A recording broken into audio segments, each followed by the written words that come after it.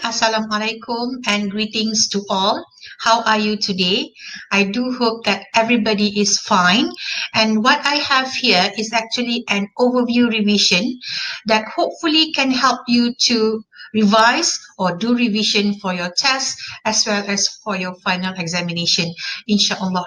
So if you look at this diagram here, what we have, they are all the critical concepts or lessons that we have learned so far, online or face-to-face. And let me enlarge this. Everything will come down to meaning. So when you talk about representation, it's about meaning. When you talk about negotiation, it's about meaning. When you talk about translation, it's also about meaning. And when you talk about cultural identity, it's also about meaning. So let's go through this one by one. So first, we talk about representation. So what is the meaning of representation? So basically, representations, they are images or ideas that are used to illustrate your experience. So it's about people, it's about objects, it's about events. And the idea is actually to convey meaning, and mostly representations, they are culturally biased. So it depends on our cultural background.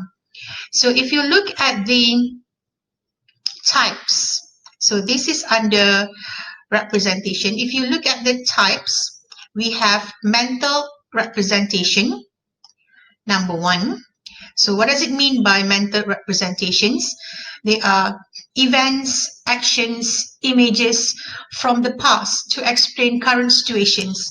And they can come in terms of smell, in terms of visual, in terms of touch, and etc., etc. The second type of representation is what we call language as a system of representations. Why? Because language is used to explain meaning. So without language, nobody can understand whatever that you want to share or whatever experience that you have and you want to convey to other people. And then under representation, we have approaches to representations. So we have three approaches to representations. The first one is what we call reflective. That means you see something and that's it. So it is as is. Intentional, the second one, means it depends on the intentions, either your intentions or the persons who see something's intention. And the third approach is what we call constructivist approach to representation. And this one depends on your experience as well as your expectation. So approaches to representation can be used to explain a certain scenario, a certain situation, a certain event, or to make other people understand about representations. So the second key concept that we learn is what we call negotiation. So what is negotiation? So basically, when you want to get solutions through exchange of meaning and discussion. So sometimes you will lose something, and of course, when you lose something, you will also gain something. It's just a matter of how much you are losing and how much you are getting or gaining something. And then we have 5 main negotiation strategies. So basically, the first one is accommodating. This is where when you use this strategy, this particular strategy, when you want to maintain good relations between you and the other party. So basically, you will lose a little bit and you let the other parties win a little bit more than you. So you get something, don't worry, you still get something, but you are losing a little bit more. So that's accommodating. And then we have avoiding. Avoiding is a situation where both parties, you and the other party, are losing the battle, so to speak. So lose-lose. And then we have collaborating. A lot of people love collaborating since it is a win-win situation for both parties. And then we have competing. Now, competing is the opposite of accommodating. So this is when you win more than the other party. So for the other party, they want to maintain good relations. For you, you don't care about the relationships. And last but not least is what we call compromising. This is where you split the difference. Let's say you have 100 apples to be divided into 2.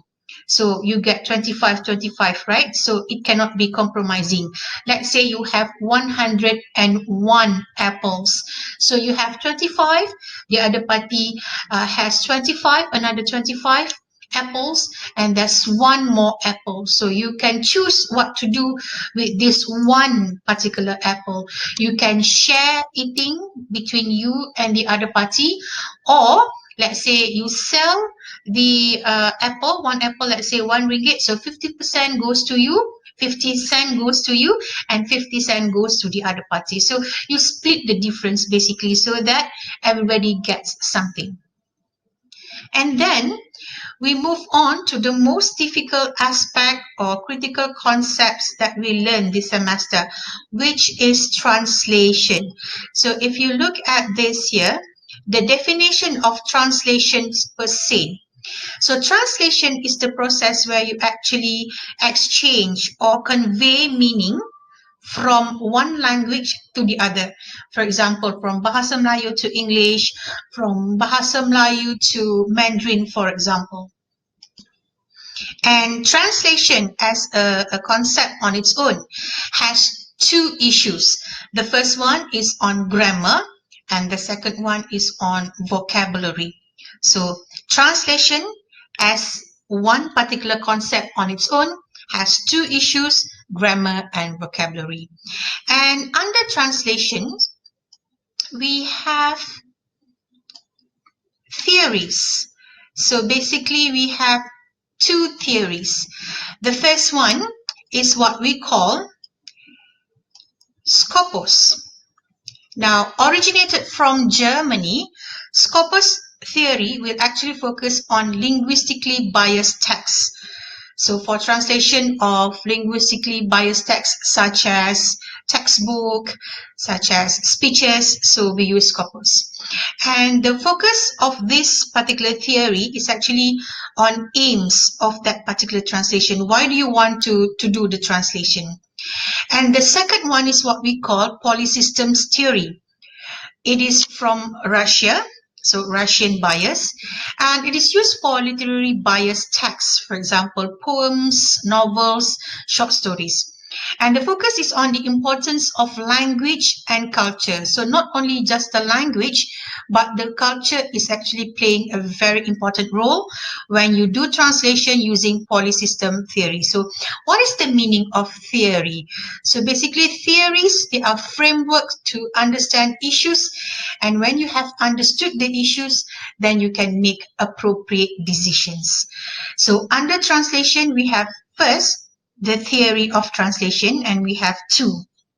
The next one is what we call approaches to translation. So basically we have 5 approaches,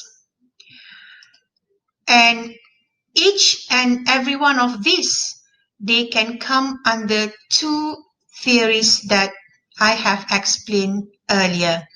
So the first one is very easy, which is what we call Scopus.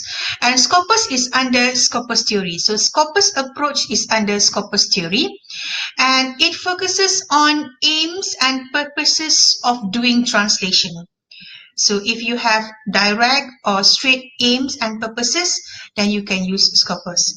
The second one is equivalence. So it is basically word-for-word translation, and it is under polysystems theory. The next one is what we call descriptive translation.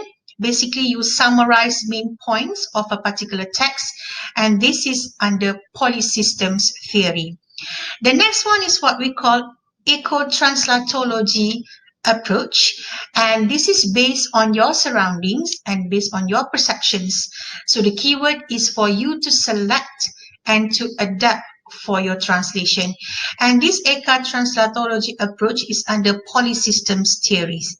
And last but not least is what we call translation, a cultural translation approach, and this is under polysystems theory.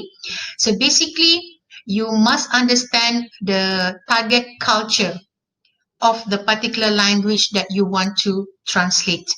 So remember, we have 2 theories, we have 5 approaches, and then These 5 approaches will actually come under these 2 theories. So look carefully, understand, and do not be confused with all these theories and approaches. Next, under translation, is what we call subcategories. So basically, we have 3 subcategories of translation. The first one is poetry translation. So what does it mean? So when you rely poetry from one language into another language, according to the sound base, to syntactic, to structural, or to pragmatic, then that's what we call poetry translation. Basically, there are 2 trends of poetry translation. The first one is cross-cultural practices, and the second one is online translation. So be careful. Cross-cultural practices means when you do translation, of course, you will be doing translation not only on the language, but also the culture of that particular language that you want to translate.